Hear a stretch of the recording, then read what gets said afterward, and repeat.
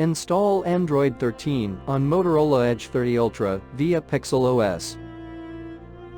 Please check the description for important notes and all the download links. First, download ROM and GApps packages, then transfer the downloaded files to the phone storage. Link is in the description below. Step 2. Boot your device into TWRP recovery.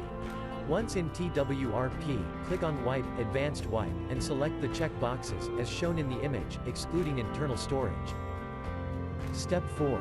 Swipe the button to wipe the device. Step 5.